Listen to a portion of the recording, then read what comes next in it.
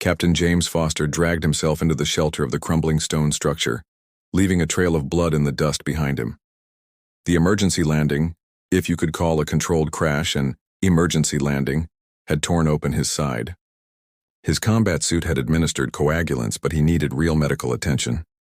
"Command, this is Captain Foster," he rasped into his communicator. "Mayday. Crashed on moon designation KX-7. Coordinates unknown. Require immediate extraction." Static answered him. The Arcturian jammers were likely still active in this sector. He was on his own. The ruins offered minimal protection from the biting cold as night approached on this desolate rock. James inventoried his survival pack. 1 medikit with barely enough supplies to patch his wound, 3 days of rations, a thermal, blanket and his sidearm. Not ideal for a potentially extended stay on hostile territory. As he dressed his wound, memories of the ambush replayed in his mind. 5 years of interstellar conflict had taught him to anticipate Arcturian tactics, but this time had been different.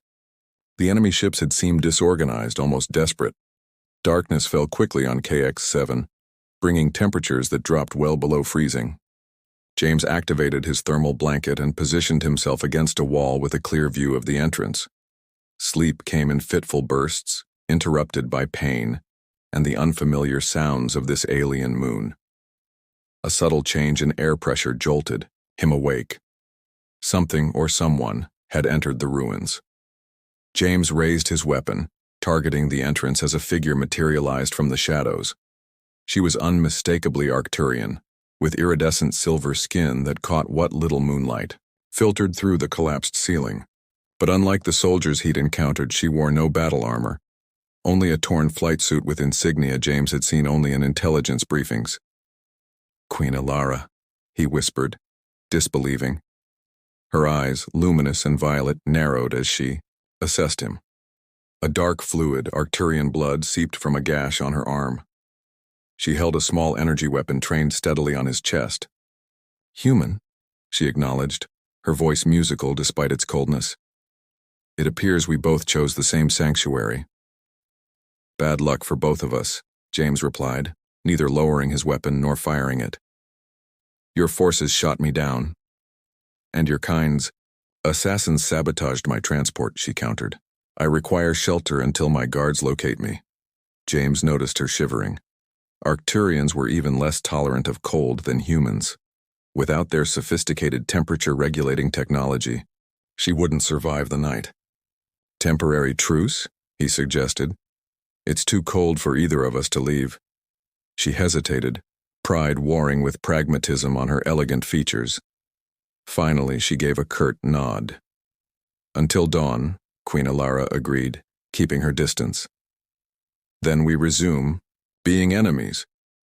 Neither slept that night, watching each other across the darkened room, weapons close at hand. Yet, as the bitter cold intensified, James silently extended half his thermal blanket toward her. After a long moment, the Arcturian queen edged closer, accepting the offering without acknowledgement. 2 enemies, sharing warmth on a frozen moon, while their armies clashed among distant stars.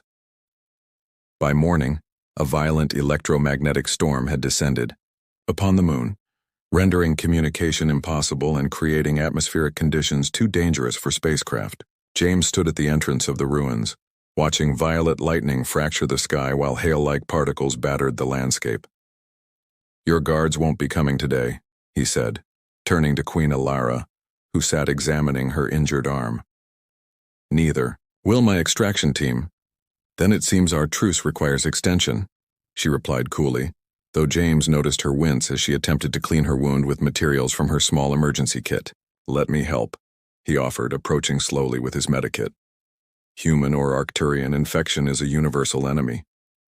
Ilara regarded him suspiciously. "Why would you assist me? I represent everything you've been fighting against." "Because I'm a soldier, not a monster," James answered simply. "And frankly, Your Majesty, if either of us is going to survive this moon, we need each other functional." After a moment's hesitation, she extended her arm. James worked methodically, cleaning the gash and applying antiseptic from his kit. Up close, he noticed how her silver skin had a subtle pattern, almost like fingerprints but more intricate, shifting slightly with her breathing. "Your field medicine is adequate," she observed, which James interpreted as Royal Arcturian for "thank you." "5 years on the front lines teaches you a few things," he replied. "Though I've patched up more humans than alien queens. I am not merely alien," she corrected him sharply. "I am Ilara, 13th Sovereign of the Arcturian Concordance, Keeper of the Eternal Flame. And I'm James Foster, Captain, Earth Defense Force, currently unemployed due to a crashed ship." He offered a small smile. "Seems like titles don't count for much here." Over the next 3 days, as the storm raged unabated, they established an uneasy routine. James hunted native rodent-like creatures while Ilara identified edible plants, her knowledge of xenobiology proving invaluable. They took turns keeping watch during rest periods, though sleep remained light and vigilant for both. On the 4th night, as they shared a meal cooked over a small thermal generator from James's emergency pack, the silence between them grew less hostile. "Why did you become a soldier?" Ilara asked unexpectedly. James poked at the fire. "Family tradition. My father fought in the Mars colony's independence war. His father before him served in the United Earth Peacekeeping Force." He paused. "But the longer this war drags on, the less I understand what we're fighting for." "You question your cause?" She seemed genuinely surprised. "Don't you? Millions dead on both sides. Planets rendered uninhabitable. For what?" Ilara's violet eyes reflected the flickering flames. "My advisors would call such thoughts treason." "But what do you call them?" James pressed. Before she could answer, a blood-curdling shriek pierced the night. Both warriors were on their feet, instantly weapons drawn, as a massive 6-limbed predator crashed through the weakened wall of their shelter. Without hesitation, James shoved Ilara behind him, firing rapidly at the creature. His shot slowed it, but didn't penetrate its thick hide. The queen darted to his side, her energy weapon joining his barrage. "Aim for the throat junction," she commanded, and James adjusted his target accordingly. Their coordinated attack finally brought the beast down, mere feet from where they stood. In the aftermath, breathing heavily, James realized they had fought together instinctively, covering each other's vulnerabilities. "You protected me," Ilara said quietly, studying him with new eyes. "You saved both our lives with that targeting advice," he countered. Something shifted between them in that moment, something neither warrior was prepared to name. As they repaired their shelter and settled back into their respective corners, the space between them seemed both smaller and more significant than before. The morning after the predator attack, James awoke to find Ilara examining his weapons and gear with curious fingers. Instead of the suspicion he might have felt days earlier, he merely watched her through half-lidded eyes, noticing how the dawn light played across her silver skin. "Our technology isn't so different," she murmured, sensing his gaze. "Yet we've spent decades convincing our people it is. Easier to fight an enemy that seems alien in every way," James replied, sitting up with a grimace. His wound had begun healing, but movement still brought pain. Ilara approached, kneeling beside him. "Your injury requires attention." Before he could protest, she was unwrapping his bandages with surprising gentleness. From a pouch at her waist, she removed a small vial containing an iridescent gel. "Arcturian healing compound," she explained. "It accelerates cellular regeneration." "Aren't you worried about wasting royal medicine on an enemy combatant?" James asked. Her fingers paused against his skin.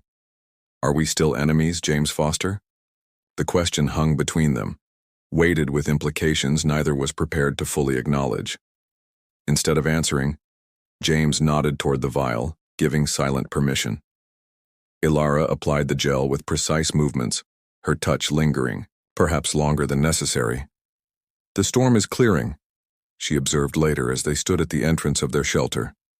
"My guards will resume searching soon." James felt an unexpected pang at her words. "Will you tell them about me?" Ilara turned to him, her expression unreadable. "What would you have me do?" "I don't know," he admitted. "This war has never felt more senseless than it does now." That evening, as temperatures dropped again, They sat closer to their small heat source than previous nights, their shoulders nearly touching. James found himself speaking of Earth, of forests and oceans, of the family farm in Montana where he'd grown up seeing stars that now served as battlegrounds. "We have nothing like your oceans," Ilara said wistfully. "Arcturus is a world of crystalline mountains and violet skies, beautiful but harsh." "Like its queen?" James suggested with a small smile. "Perhaps," she acknowledged, surprising him with a soft laugh. "Though I was not always so. Before ascending to the throne, I studied xenobiology and dreamed of diplomatic missions to other worlds." "What happened?" "My sister, the Crown Princess, was assassinated during peace negotiations with the Orion Confederacy. I was never meant to rule." Her voice grew distant. "As second-born, I was educated to advise, not to lead. When I took the throne during the early conflicts with Earth, my advisors insisted strength was the only language humans would respect. And you believed them." "I had never met a human," she said simply, meeting his gaze. "Until now." That night, when the temperature plummeted further than ever, they abandoned pretense and shared both thermal blankets. James felt Ilara trembling beside him, but not from cold alone. "My people would consider this treason," she whispered. "Mine too," he replied, cautiously placing an arm around her shoulders. Ilara stiffened momentarily before allowing herself to relax against him. "In 5 years of rule, surrounded by thousands, I have never felt safe," she confessed, "until these nights beside an enemy soldier." James drew her closer, his heart racing with the enormity of what was happening. "I've spent years fighting Arcturians without ever understanding them, without ever knowing they could feel." "As you do?" she finished, her luminous eyes searching his face. Their first kiss was hesitant, an exploration of difference and sameness. Her lips were cooler than a human's, with a subtle taste like wintergreen. James cradled her face, marveling at how her skin seemed to shimmer beneath his touch. Ilara's hands traced the contours of his shoulders, her touch both curious and increasingly urgent. "Your warmth," she breathed against his neck. "I never knew humans burned so bright." They came together slowly, discovering each other's bodies with wonder and growing passion. What began as exploration became a desperate affirmation of life amid too much death. James memorized every curve and pattern of her iridescent skin, while Ilara marveled at the strength and vulnerability she found in his human form. Later, as she lay curled against his chest, James knew with devastating clarity that he could never return to his former life, never again fire upon ships that might contain beings like her. At dawn, the distinctive hum of Arcturian shuttles broke the silence. Ilara rose quickly, her royal bearing returning like armor. "They've found me," she said, but made no move to signal them. "You should go," James said, though everything in him protested. Ilara took his hand, her decision already made. "Tell me, Captain Foster, have you ever considered becoming a diplomatic liaison?" When her guards finally landed, Queen Ilara informed them she required additional recovery time due to injuries sustained in the crash. She sent them away with instructions to return in 3 days. 3 more days alone with the human who had shattered everything she thought she knew. The royal shuttle descended through KX-7's atmosphere, its gleaming hull emblazoned with the spiral insignia of the Arcturian Concordance. Standing at the viewport, James watched the desolate landscape where his life had irrevocably changed fall away beneath them. Beside him, Ilara had resumed her regal bearing, though her hand occasionally brushed against his when her guards weren't looking. "When we arrive," she had explained earlier, "I must first secure my position before introducing you as anything other than a prisoner. The council has grown fractious in my absence." James understood the political necessity, but anxiety gnawed at him nonetheless. "And if they demand my execution?" Ilara's eyes had flashed. "They will not dare." The Arcturian capital city of Lyristella was unlike anything James had ever seen.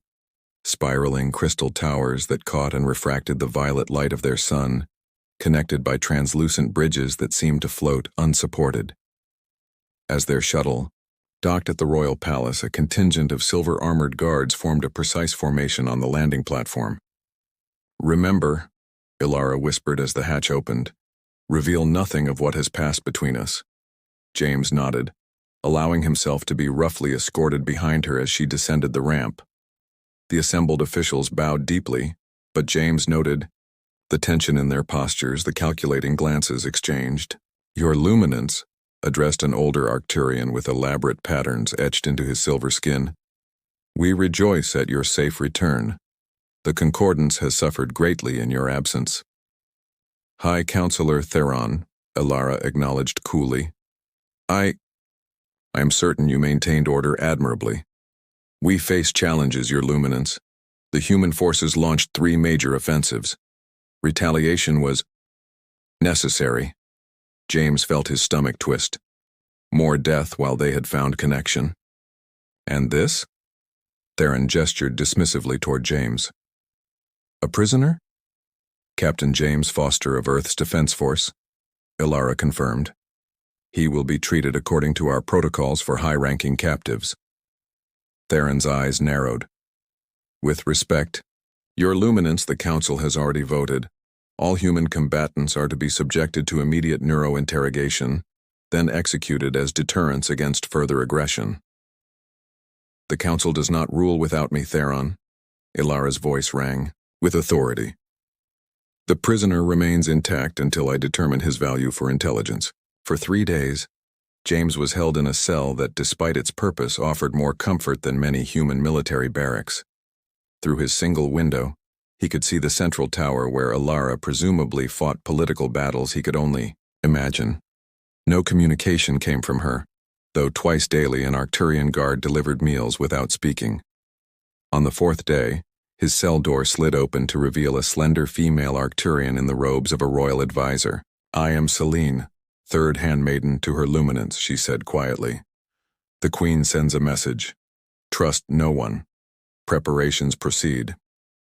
Before James could question her, Selene placed a small device on his table.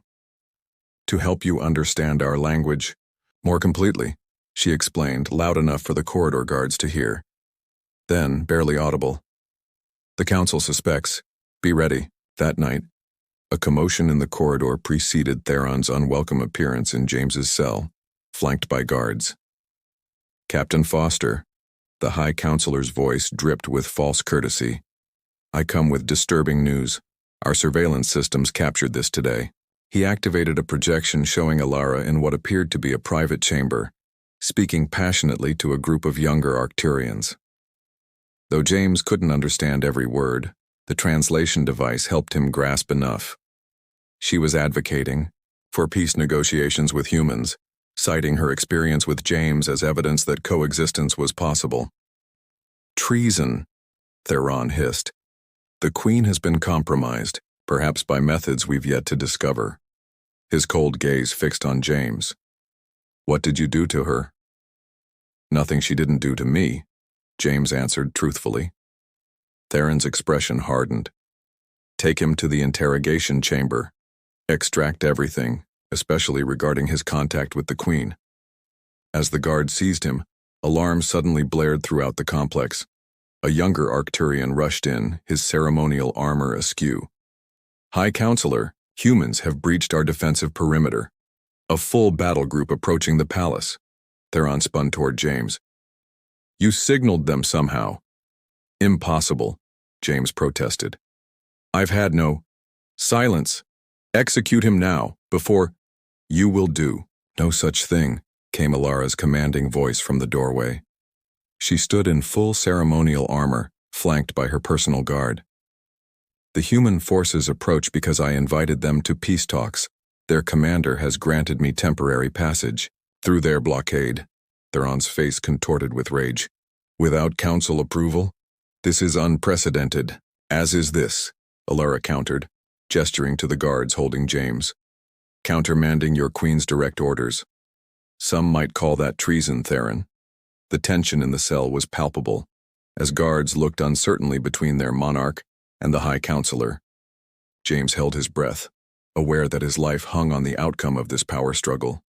"The Council will not stand for this." Theron finally said, his voice low and dangerous. The Queen has been seduced by enemy influence. For the good of the concordance, she must be removed.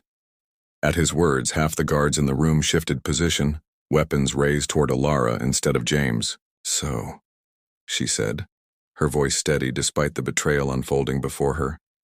You finally show your true ambition, Theron. As James watched in horror, the royal guards and Theron's faction faced each other in the cramped space, a palace coup materializing in a prison cell, with two worlds' futures hanging in the balance. The great hall of communion echoed with the footsteps of the assembled dignitaries. Thousands of Arcturians filled the crystal amphitheater, their silver skin creating a rippling sea of light beneath the dome's violet radiance. At the center, the ancient spiral throne remained empty while Theron addressed the emergency session of the High Council. For generations, our concordance has survived through strength and unity of purpose, he proclaimed. Today, that unity faces its greatest threat, not from human warships but from the throne itself. Murmurs cascaded through the gathering as guards led Alara into the chamber. She walked with regal composure despite being treated as a prisoner in her own palace. Behind her came James, his hands bound, but his head held high. Queen Alara stands accused of highest treason, Theron continued. She has compromised our security by consorting with the enemy and inviting human forces to our homeworld without council sanction. I have invited them for peace talks, Alara corrected firmly, her voice carrying throughout the chamber. After 5 years of bloodshed that has benefited neither world. An enemy agent has clouded your judgment. Theron gestured dismissively toward James. This human has manipulated you using your isolation against you. The Queen we knew would never suggest capitulation. The Queen you knew, Alara replied, her luminous eyes sweeping across the assembly, never experienced the truth of her enemy. She stepped forward, breaking protocol by speaking directly to her people rather than addressing the council. For 5 days I was stranded with this human officer. I expected to find a monster, the brutal creatures our propaganda portrays. Instead, I discovered a being with hopes and fears as complex as our own. Theron scoffed. Pretty words cannot disguise the fact that humans have destroyed 3 Arcturian colonies and killed millions of our people. As we have done to them, Alara countered. Each side justified by the same rhetoric of defense and retribution, each death feeding the cycle of the next attack. A senior counselor rose from her seat. Your luminance, even if what you say has merit, bringing a human officer to our capital is unprecedented. The security implications alone. Unprecedented challenges require unprecedented solutions, Alara interrupted. She turned to James. Release his restraints. When the guards hesitated, looking to Theron, Alara's personal guard stepped forward, severing James's bonds. This human had multiple opportunities to kill me when we were stranded, Alara continued. Instead, he shared his supplies, treated my wounds, and protected me from predators. His actions revealed more truth than 1,000 intelligence briefings. And did he share your bed as well, your luminance? Theron asked venomously. The assembly gasped at the violation of royal protocol, but Alara merely lifted her chin. He shared something far more valuable, Theron. He shared his perspective, his humanity. Her voice strengthened. And yes, eventually, we shared more. I stand before you changed by that experience, and I refuse to apologize for it. James stepped forward, addressing the council in careful, practiced Arcturian phrases Celine had taught him in secret. I came here willing to die if it meant a chance at ending this war. For generations, humans have stared at the stars hoping to find we weren't alone. When we finally met the Arcturians, fear turned that hope into hostility. He gestured toward Alara. Your queen risked everything to bring me here, not as a trophy or a prisoner, but as proof that understanding is possible between our kinds. Theron laughed coldly. A single human's words mean nothing. Even now their ships gather above our world. Because I sent them coordinates, James replied calmly. Not for an attack, but for the first ever direct communication between human and Arcturian leadership. On cue, the massive projection system at the center of the hall activated. revealing the stern face of Admiral Helena Blackwell of the Earth Defense Force. People of Arcturus, she began, her image towering above the assembly. I speak to you directly for the first time in our shared history. Captain Foster's transmissions have convinced the United Earth government to attempt what previously seemed impossible, direct diplomatic engagement. The hall erupted in astonished murmurs as Theron's face contorted with fury. This is a deception. The humans seek to lower our defenses. If we intended attack, Admiral Blackwell responded evenly, we would not announce ourselves with words. Alara seized the moment, ascending the steps to her throne. For too long we have allowed fear to guide us. For too long I have ruled through isolation, believing strength meant refusing to change. She seated herself, the throne illuminating in response to her genetic signature. Today that changes. She gestured to James, beckoning him forward. Uncertainty crossed his face as he climbed the steps, aware of thousands of Arcturian eyes following his every move. Captain James Foster, Alara proclaimed, I offer you an unprecedented position, first ambassador of Earth to the Arcturian Concordance, and my personal envoy in all matters of human-Arcturian relations. Gasps and protests filled the chamber, but Alara raised her hand for silence. The council will vote, as is tradition, but know this. I have seen another path forward, one that does not require the sacrifice of our children to endless war. I have experienced connection with one I was taught to hate, and it has transformed me. If one human and one Arcturian can find common ground on a desolate moon, perhaps our worlds can do the same. She extended her hand to James, who took it, without hesitation. The contact, taboo between their species, sent another wave of shock through the assembly. Your Luminance, a younger council member, spoke hesitantly. What you propose would change everything. Our societies, our beliefs about humans. Yes, Alara agreed simply. Change is upon us, whether we choose it or not. I ask only that we direct that change toward life rather than destruction. In the tense silence that followed, Admiral Blackwell's projection continued. As a gesture of good faith, Earth forces will withdraw from Arcturian space for 30 days while negotiations proceed. Captain Foster has our full authority to represent human interests. Theron stepped forward, his final gambit desperate. The Queen is compromised by unnatural feelings for this human. She cannot— I love him, Alara interrupted, her voice ringing with truth that silenced even Theron. I love a being I was taught to fear and despise. If that makes me unfit to rule in your eyes, so be it. But consider what it might mean if love, rather than fear, guided our interactions with humans. One by one, council members began to stand. First the younger ones, then gradually the elders. Not all, but enough. The ancient Arcturian gesture of acceptance spread through the hall like ripples in still water. James squeezed Alara's hand, overwhelmed by the magnitude of what they had set in motion. What happens now? He whispered. Alara smiled, the private smile he had first seen in their shelter beneath alien stars. Now, my James, we build something new, something neither of our worlds has ever seen. As human and Arcturian delegations prepared for the historic first meeting, James and Alara stood on a palace balcony overlooking the crystal spires of Lyristella. The impossible had happened. A single night of forced proximity on a forgotten moon had altered the course of two civilizations. They'll write about this someday, James mused, his arm around her waist. The alien queen who slept beside a human soldier and refused to leave his side. They'll write of much more than that, Alara replied, her eyes on the horizon where the first human diplomatic vessel approached. They'll write of the peace that began with us.